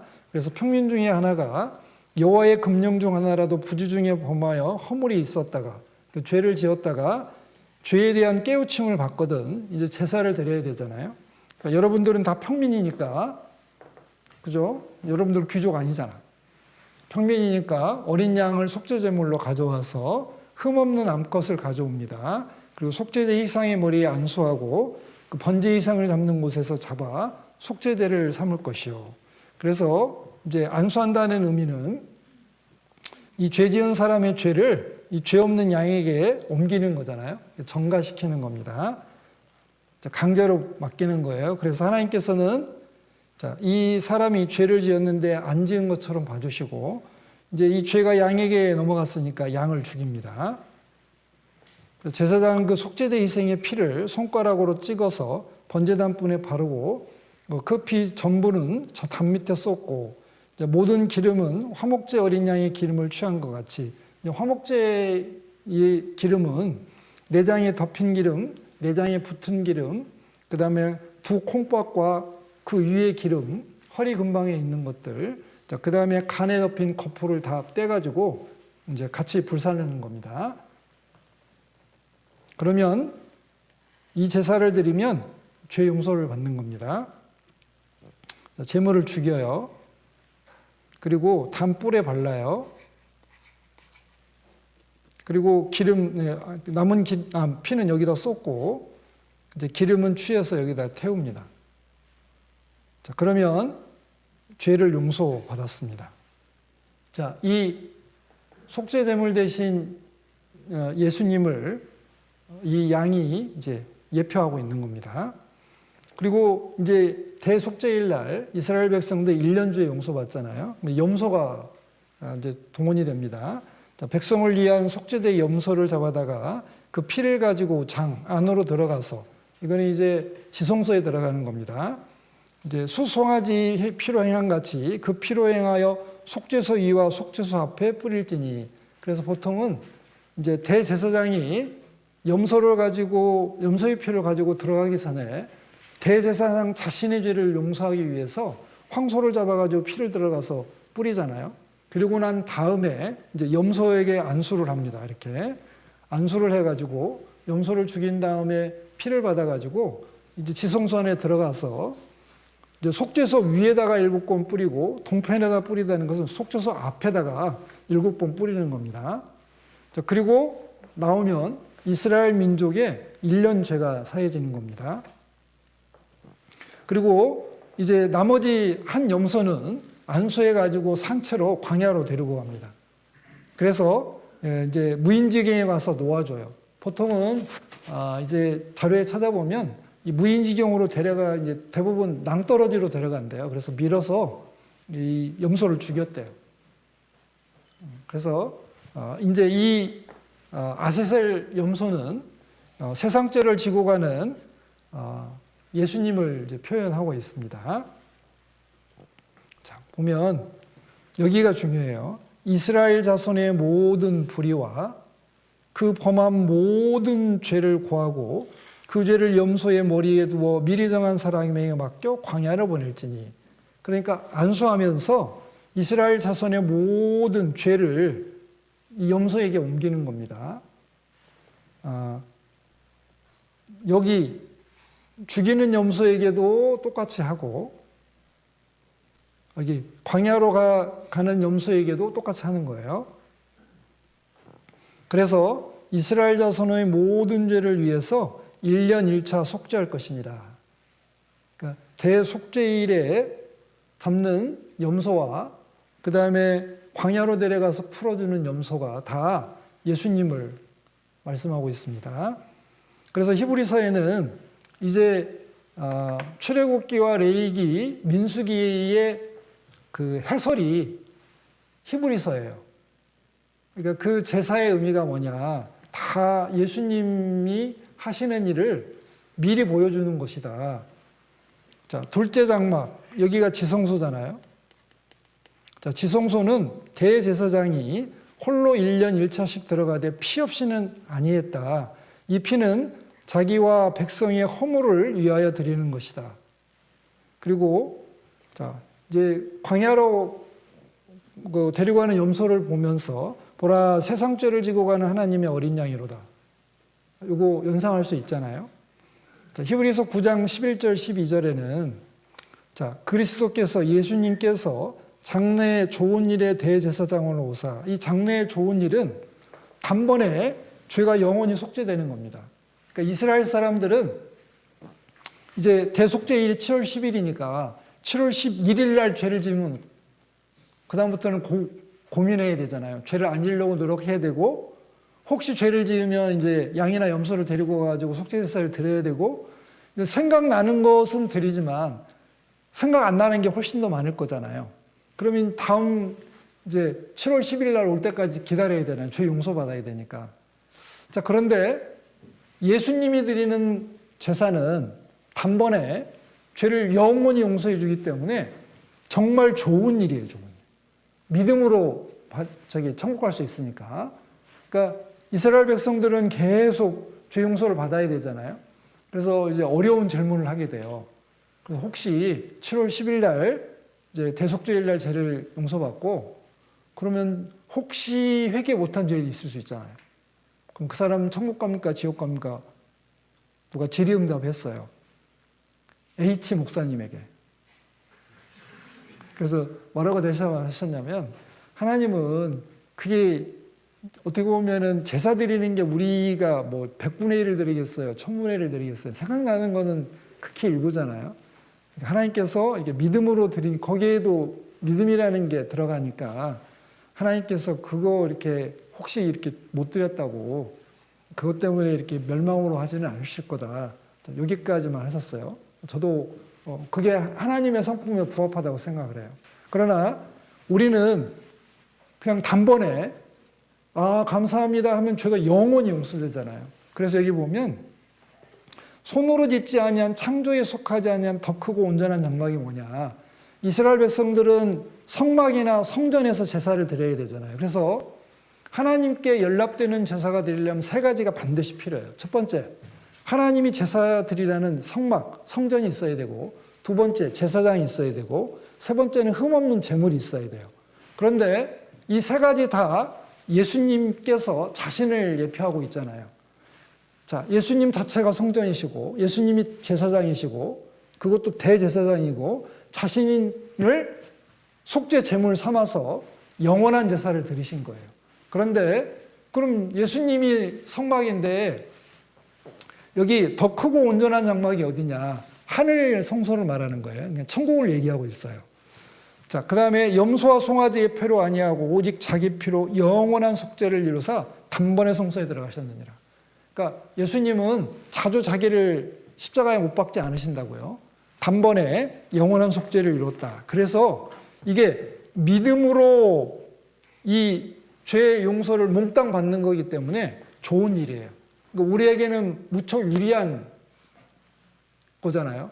그런데 이 히브리서를 받는 대부분의 독자들이 초대교회 당시에, 그러니까 유대교회에서 이렇게 그 개종을 한 유대인들을 대상으로 이 히브리서를 썼기 때문에, 그러니까 유대인들 입장에서는 이 말씀의 의미가 뭔지를 그냥 단번에 알아듣는 거예요. 이해하기가 쉬운 거죠. 왜? 이스라엘 사람들은 평생 태어날 때부터 지금까지 살아오는 동안 계속 어떻게 해요? 대속죄일 날 제사도 드리고 자기가 죄 지었을 때마다 제사를 드렸을 테니까 이 말씀을 하면 단번에 죄 용서받는 거구나. 이게 정말 좋은 거구나. 우리에게 유리한 거고 이 믿음이 정당하는 거구나. 이게 금방 안다고요. 그리고 대제사장이 해마다 다른 것의 피로써 장소에 들어가는 것 같이 자주 자기를 드리려고 아니하실지니. 그러니까 성막에서 성전에서 제사장을 통해서 죄 용서받는 제사, 1년에 한 번씩 드리는 그 대속죄일 제사는 모형과 그림자에 불과하고 실체는 예수님의 십자가니까 그 십자가 붙들어야 된다. 이거는 결국에는 예수님 십자가의 피의 제사를 계속해서 어떻게 해요? 이게 보여주는 거잖아요. 이게 실체고 요거는 모형이니까 모형이 얽매이지 말고 이 실체를 붙들어라. 그 이야기를 계속 하는 겁니다. 그러니까 이제 더 이상 여기 성막에서 제사 드릴 필요가 없는 거예요. 왜? 예수님이 죄 다 용서해 줬으니까. 자, 그리고 이제 부정을 깨끗하게 하는 물이 있어요. 이제 민수기 19장에 보면은 이제 붉은 암송아지하고 여러 가지 이제 다른 걸 넣어가지고 태워서 재를 만들어가지고 이제 부정을 정결케 하는, 깨끗게 하는 물을 만들잖아요. 그래서 이제 보면 아무튼 그렇게 만듭니다. 그리고 이제 백향목, 우슬초, 홍색실 이게 이제 함께 태워요. 이제 백향목은 이제 이게 오래가는 나무이래요. 향기도 좋고 해서 이게 생명의 영원성과 생명의 가치가 존귀함을 말하고 있고, 이 우슬초는 죄를 정결케 하는 수단을 대표하고 있어요. 그래서 담벼락이나 이런 데서 취할 수 있는 건데, 그러니까 흔한 풀이래요. 그걸 가지고 그것도 놓고, 홍색실은 예수님의 그 십자가에 흘린 보혈을 상징하고 있고요. 그래서 이 암송아지를 넣어가지고 이 세 가지를 넣어서 태워가지고 이제 이 암송아지 재를 이제 간직했다가 물에 타가지고, 예를 들면 제사장이 이제 성전에 이제 성막에 들어가서 제사를 드릴 때 본인 스스로 깨끗게 하는, 그러니까 제사장의 정결의식에도 사용하고, 그 다음에 시체에 부정한 자도 깨끗하게 하고, 그 다음에 그 그릇에 뭔가가 들어가서 그 그릇을 깨끗하게 할 때도 사용합니다. 자, 그런데 이제 이 붉은 암송아지가 이제 제사장이 있는데 자기를 깨끗하게 해야 이스라엘 민족 전체, 대속죄일날 제사를 드릴 수 있잖아요. 그래서 이게 이제 마지막 시대의 징조 중에 하나예요. 볼게요, 잠깐. 부산 9명의 유대인 대제사장과 5마리의 붉은 암송아지. 유대인들은 이 세 가지가 제3성전을 짓는 열쇠라고 여긴다고 하는데요. 어떤 이들은 메시아 도래를 예시한다고 믿기도 합니다. 자세한 소식 전해드립니다. 5마리의 붉은 암송아지는 이스라엘에 공개되지 않은 안전한 장소에 있습니다. 소들은 곧 주님의 장막이 400년간 세워져 있었던 실로의 방문객 센터로 옮겨질 예정입니다. 민수기는 붉은 암송아지의 제가 성전에서 봉사하는 제사장의 정결의식에 사용된다고 설명하고 있습니다. 성경에 제사를 재현하기 위해 관리하고 있는 붉은 암송아지들은 1살 반에서 2살 사이입니다. 암소들은 최소 3살이어야 하고 흠이 없어야 합니다. 제사를 위해서는 그 어떤 결격 사유도 있어서는 안 됩니다. 하얀 털이나 검은 털이 한 가닥도 있어서는 안 됩니다. 붉은 암송아지와 관련된 의식은 올리브산에서 치러져야 하며 성전이 바로 보이는 장소여야 합니다. 12년 전에 확보된 이 땅은 2가지 기준에 맞습니다. It had to be exactly at the front, a place that the priest that made this ceremony can see the holy of the holy place. 이츠하크 마모 랍비는 제3성전 건립을 목표로 하는 우분의 예루살렘을 이끌고 있습니다. 그가 이 땅을 소유하고 있습니다. And we hope that in a year and a half from today, we can make here in this area the ceremony of the red heifer. That actually will be the first step to the temple. 자, 여기 보면 이게 2023년 6월 20일 날 방영이 됐는데 1년 반 정도에서 이제 2살 정도면 잡을 수 있다고 하잖아요. 그러니까 이제 2025년도 됐으니까 1년 반 지났어요. 그리고 여기 아까 요거 잡는 장소가 있는데 거기 이미 다 이 사람이 사가지고 준비 다 해놨다고. 그러니까 지금 시작하면 언제든지 제3성전도 건립하고 붉은 암송아지도 있으니까 잡아서 대제사장도 지금 다 연구해가지고 누가 제사장인지 다 정해져 있고 제사를 시작하면 드리면 되잖아요. 자, 이 준비는 다 되어 있습니다. 그런데 이 암송아지의 죄로, 그러니까 염소와 황소의 피뿐만 아니라 암송아지의 죄로 부정한 자에게 뿌려서 정결케 깨끗하게 했다. 그러면 이 정결케 하는 물로도 이 부정이 깨끗하게 됐잖아요. 자, 이것도 역시 예수님을 얘기하고 있습니다. 그러면서 하물며 영원하신 성령으로 말미암아 흠없는 자기를 하나님께 드린 그리스도의 피가 어찌 너희 양심으로 주권 행실에서 깨끗하게 하고 살아계신 하나님을 섬기게 못하겠느냐. 예수님 피는 능력이 있어서 어떠한 죄인도 그리고 어떠한 죄라도 용서할 수 있다고요. 그리고 단번에 영원히 용서하고 양심으로 나 이제 천국 갈 수 있다. 확실하게 확신을 가질 수 있다고요. 그러니까 이스라엘 사람들이 드린 제사하고는 완전히 차원이 틀린 겁니다. 자, 그러면서 여기 보면 죄를 깨끗게 하는 예수님의 피는 말씀으로 깨끗하게 하는 것처럼 물이 부정한 것을 깨끗하게 하는 것처럼 말씀으로 깨끗하게 할 수 있다. 그리고 예수님은 물과 피로 임했다. 그러니까 육체를 가지고 임했다는 뜻도 되고 이 구약 시대에는 이 물이 정령케 하는 것이고 피는 희생을 얘기하고 있습니다. 그런데 예수님은 침례와 십자가의 죽음으로 이 세상에 임하셨다. 그리고 자신의 일을 하셨잖아요. 그 말씀을 지금 하고 있는 겁니다. 그리고 장대 위에 노뱀을 달아라. 이스라엘 사람들이 불평과 원망을 했을 때 하나님께서 벌을 내리셨는데 불뱀을 내려서 물게 했습니다. 그런데 이제 이스라엘이 회개하니까 하나님께서 이 뱀에 물린 사람들이 낫는 방법으로 이게 뱀을 노소로 만들어 가지고 장대 위에 높이 달라. 근데 쳐다보면 산다라고 했잖아요. 자, 여기 보면 불뱀을 만들어 장대 위에 달라 물린 자마다 그것을 보면 살리라. 모세가 놋뱀을 만들어 장대 위에 다니 뱀에게 물린 자마다 놋뱀을 쳐다본 즉 살더라. 그러니까 놋뱀을 쳐다보면 살아요. 이거 쳐다보면 살아요. 근데 말이 안 되잖아요. 인간적으로 볼 때는 아니 뭐 해독제를 맞든지 뭐 독을 뽑아내든지 그런 방법을 써야 될 텐데 이거 쳐다본다고 사냐? 이제 그게 하나님의 말씀과 믿음이라는 것이 무엇인지를 설명해요. 하나님의 말씀대로 하는 게 믿음이잖아요. 그게 순종이고 순종은 역사를 나타내잖아요. 믿음은 반드시 행함을 동반하게 되어 있습니다. 그러니까 하나님을 믿는 사람은 하나님의 말씀을 듣고 순종하는 거예요. 쳐다본 즉 살았습니다. 똑같이 예수님께서 이 세상에 오셨어요. 십자가에 못 박혀 돌아가셨습니다. 뭘 봐야 되냐? 십자가에 못 박힌 예수님 봐야 되잖아요. 자, 모세가 광야에서 뱀을 든 것 같이 인자도 들려야 하리니 이는 저를 믿는 자마다 영생을 얻게 하리 하심이니라.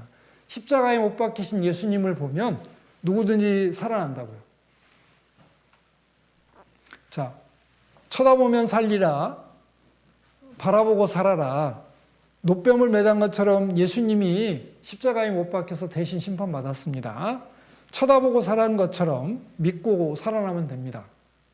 자, 하나님의 말씀은 아주 쉬워요. 십자가에 못 박힌 예수님 보라고. 보라, 세상 죄를 지고 간 하나님의 어린 양이라고.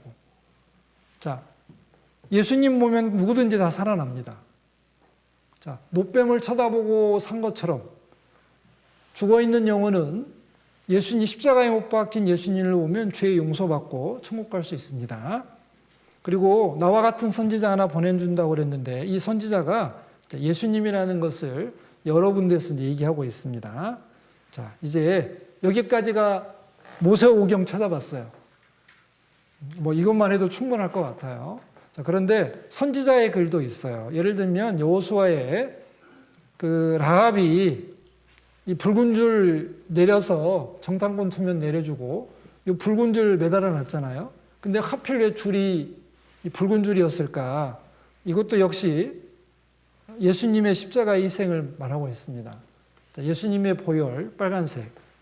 그리고 이 선지자의 글에 예수님에 대해서 자세히 예언이 되어 있습니다. 다윗의 후손으로 오시고 세례 요한이 나올 것, 태어날 장소, 제사장, 왕, 죽고 부활하실 것 시편에 나오고요.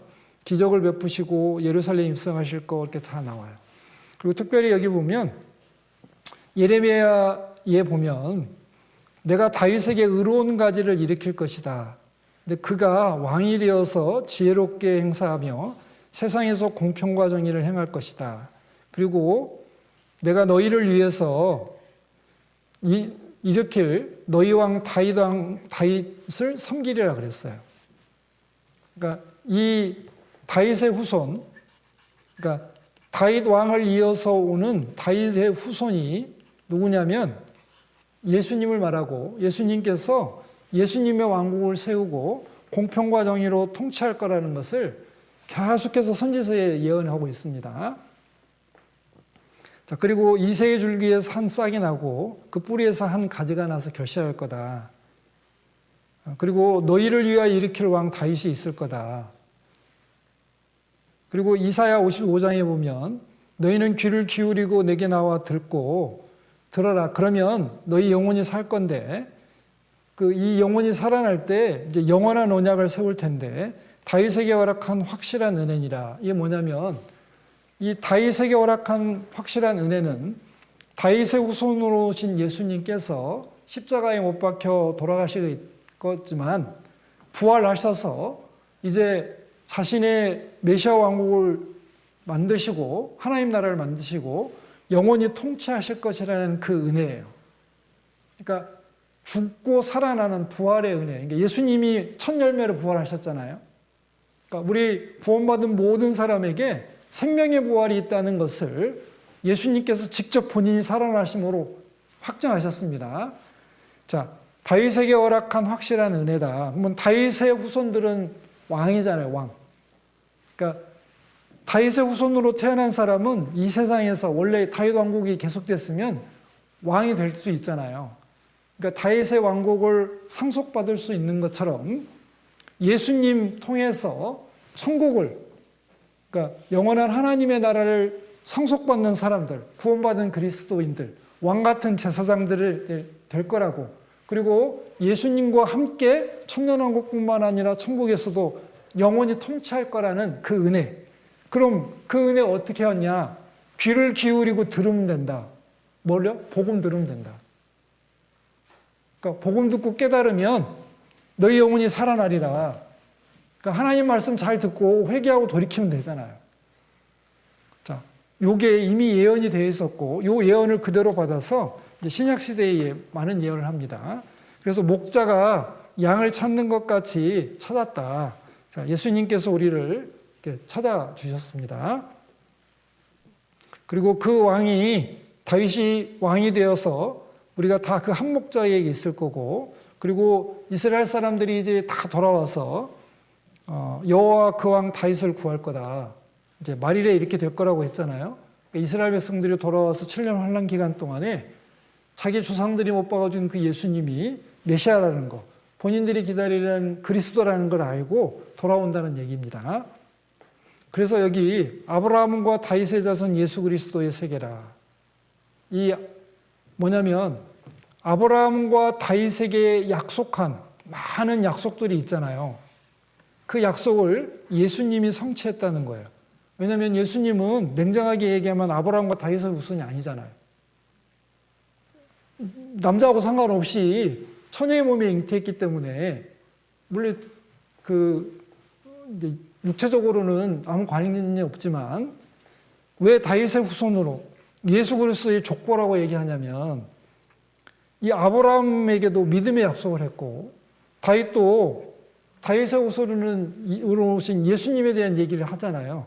그러니까 예수님께서 이 세상에 오셔서 십자가에 못 박혀서 누구든지 죄 용서받고 믿음으로 천국 갈 수 있는 요 약속을 통해서 아브라함에게 가나안 땅 약속해 줬잖아요. 그리고 큰 민족 이루게 해주겠다고 했잖아요. 그 큰 민족이 구원받은 백성들 전체를 얘기하고 있고, 그리고 복의 근원이 되고 있다. 정말 신령하고 영원한 축복이 있잖아요. 그리고 다윗에게는 네 나라가 영원히 지속되고 네 후손들이 끊치지 않을 거라고 했잖아요. 그 천국을 얘기하고 있고 천국을 상속받는 거 얘기하고 있잖아요. 예수님을 통해서 되는 겁니다. 그러니까 예수님이 없으면 아브라함과 다윗에게 약속한 약속들이 완전해지지가 못해요. 그런데 예수님이 오셔서 십자가에 못 박혀서 우리 죄를 다 용서해 주셨기 때문에 이 모든 약속들이 이제 영원한 걸로 다 바뀝니다. 몽땅 다 우리가 다 받을 수 있는 거예요.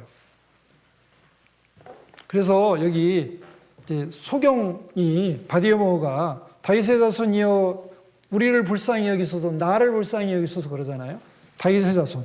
이게 메시아라는 뜻이고, 자, 이 다윗의 자손, 여기 다윗의 자손, 예수님 말씀하고 있는 겁니다. 그래서 이게 그 약속이, 그러니까 선지서에 우리 영혼을 구원해주고 우리를 천국에 두고 예수님과 함께 영원한 영광을 주는 이제 그런 모든 약속들이 예수님을 통해서 다 성취되는데 우리는 그걸 믿음으로 다 받게 되는 거예요. 그 이야기를 지금 쭉 하고 있습니다. 자, 그리고 넘어가서, 자, 예수님은 하나님의 종으로 와서 종으로서의 삶을 살았습니다. 그래서 베드로가 주는 그리스도시요 살아계신 하나님의 아들이라고 했는데, 살아계신 하나님의 아들로서 하나님의 존재와 영광을 드러냈고 그리스도로서 삶으로서 죄인을 구원하시는 일을 하셨어요. 그리고 그리스도인들의 삶의 주인으로서의 삶을 살았습니다. 그러니까 둘째 아담으로서 인간의 대표로 사신 거예요. 그러니까 죄 없으신, 그리고 율법을 완전하게 지키신 삶을 이제 사셨습니다. 특별히 여호와의 종으로서의 삶은 이렇게 이사야서에 42장 1절부터 9절까지, 49장, 50장, 52장부터 53장까지 자세히 나와요. 그러니까 예수님의 성품과 사역입니다. 이제 쭉 넘어갔어요. 그리고 특별히 이제 이사야 52장 13절부터는 예수님의 삶의 모습이 다 드러나 있어요. 그래서 여기 보면 이왕이는 얼굴이 타인보다 상하고 모양이 인생보다 상했다. 그가 열방을 놀랄 것이다. 요랑은 그럴 일이 일어날 거다.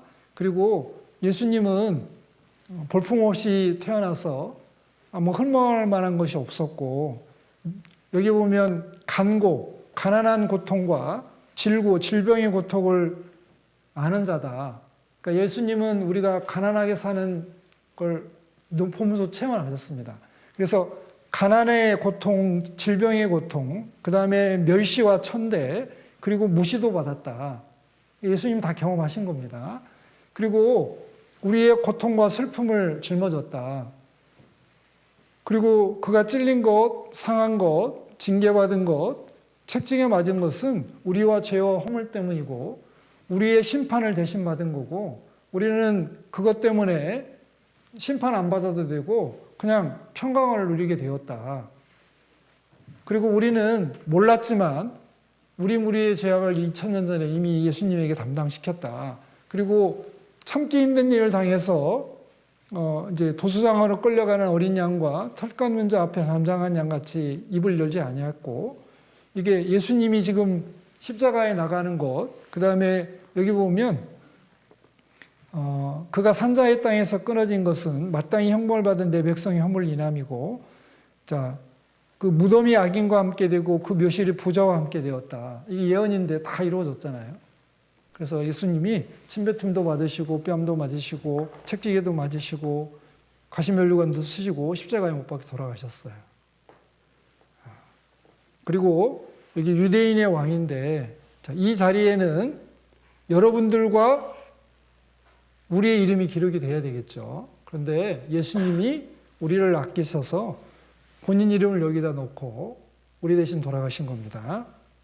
자, 그 다음에 이제 시편. 그리고 여기 보면 또 복음 구절 많이 나오잖아요.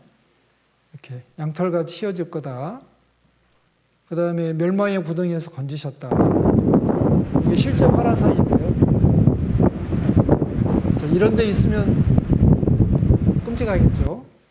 그래서 우리를 건져주셨고 모든 죄란 이런 걸 말하고 등 뒤에 던져버렸다. 우리 죄를. 그 다음에 배나 받았다. 그 다음에 자신을 위해서 우리 죄를 용서해 주셨다. 도말이라는 의미. 그리고 제가 이제 복음 전할 때 많이 쓰는데, 이게 한 2천억 돼요. 좀 비싸요, 그죠? 이거 찢었어. 아들이. 아빠가 화나지. 그래서 만약에 아들이 이거 찢을 때 부모님 마음도, 아버지의 마음도 찢어졌겠지. 그렇죠?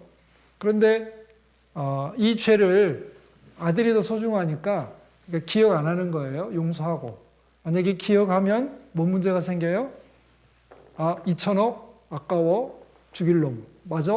어떻게 이렇게 돼서 하나님께서 우리 죄를 기억을 안 하는 이유를 설명하시면서 자신을 위해서 우리 죄를 용서했다. 여기 하나님 자신을 위해서 용서했다. 왜? 그렇지 않으면 죄에 대한 심판을 계속 하셔야 되니까 문제가 되잖아요. 이제 그런 내용을 우리 이제 복음서에 다 들었습니다. 자, 그 다음에 시편. 이제 이 시편은 시간이 많이 없는데 그냥 간단하게만 말씀드릴게요. 욥기 19장 25절에 욥이 나의 구속자가 살아계시다. 예수님 말하고 있습니다. 그러니까 본인이 욥이 직접은 몰랐지만 자기를 구원해 주실 구원자가 분명히 있을 거다. 알았습니다. 그리고 시편 22편에는 예수님이 십자가에서 이렇게 말씀하실 거, 내 하나님이 어찌하여 나를 버리셨나이까 할 때 여기 예수님이 그대로 얘기하셨고, 그리고 나는 벌레요 사람이 아니고 사람이 해왕거리요 백성이 조롱거리다. 다 비웃으며 입술을 삐죽이고 머리를 흔들며 저가 여호와께 의탁하니 구원하실 걸, 저를 기뻐하시니 건지실 걸 한다고 했는데 실제로 그렇게 이게 예수님 십자가 못 박히실 때 지나가는 사람들도 그랬고 거기 함께 있던 종교가들도 그렇게 했습니다. 그리고 물같이 쏟아지고 모든 뼈가 어그러졌고 천밀같이 마음이 녹았고 내 힘이 말라 질그릇 쪼가갖고 내 혀가 이틀에 붙었고 개들이 나를 에워쌌고 악한 무리가 나를 들수고 찔렀다. 내가 내 모든 뼈를 셀 수 있나이다. 그리고 내 겉옷을 나누고 속을 제법나이다 그랬는데 이 일이 십자가에 못 박혀 돌아가실 때 다 이루어졌잖아요. 자, 정리하겠습니다.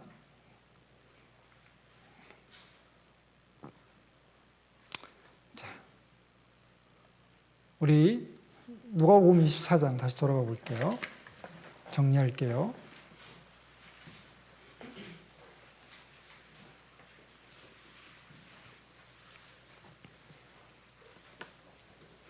자, 누가복음 24장 46절. 또 이르시되 이같이 그리스도가 고난을 받고 제3일에 죽은 자 가운데서 살아날 것과 그의 이름으로 죄사함을 얻게 하는 회개가 예루살렘으로 시작하여 모든 족속에게 전파될 것이 기록되었으니, 지금 우리가 간단하게 복음이 무엇인지도 살펴봤고, 그리고 모세의 율법, 선지자의 글, 시편에 예수님에 관한 내용, 특별히 죽음과 부활에 관해서 어떻게 얘기하고 있는지 자세히 봤습니다. 그럼 우리가 예수님이 죽고 부활하신 게 복음인데, 그럼 이 복음이 예루살렘으로 시작돼서 모든 족속에게 전파돼야 되잖아요. 그리고 누구든지 듣는 자는 살아나리라고 했잖아요.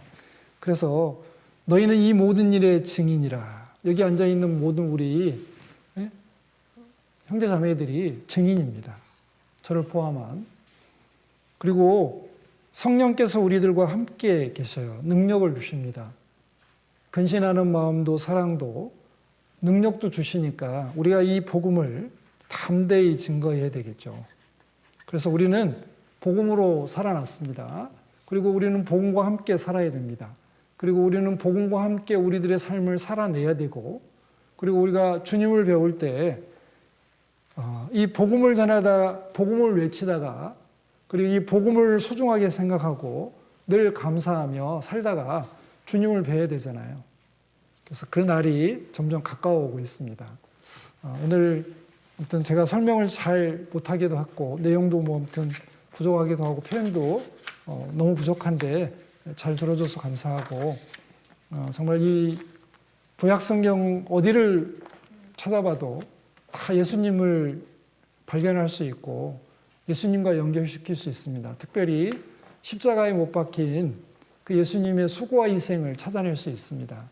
그래서 우리가 예수님의 그 크신 사랑으로 구원받았으니 남은 생에는 우리가 그 아까 봤죠.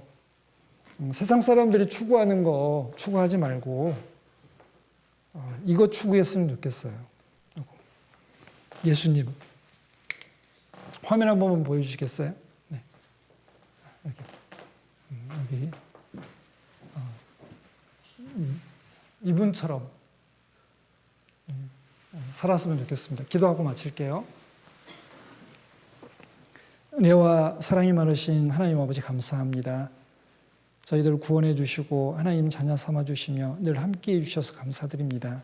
또한 구원받고도 부끄럽고 연약한 모습 많이 있지만 변함없이 사랑해 주시고 하나님의 뜻을 저희들에게 두시고 그 뜻을 이루어 가심을 감사드립니다.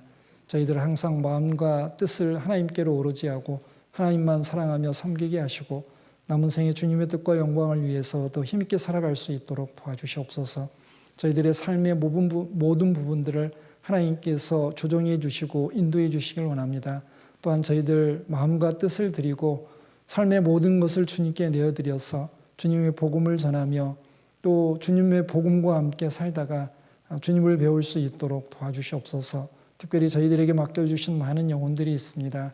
그 영혼들도 예수님의 그 십자가의 사랑을 들으면 누구나 깨닫고 천국 갈 수 있습니다. 저희들이 복음의 말씀을 듣고 구원받았으니 저희들도 담대히 그 복음을 세상 사람들에게 외치고 또 전할 수 있도록 도와주시옵소서. 특별히 지혜와 용기와 능력을 베풀어 주시길 원합니다. 나머지 사무엘학교 시간들도 또 하나님께 부탁드리오니 하나님의 뜻대로만 인도해 주시옵소서. 예수님 이름으로 기도드렸습니다. 아멘.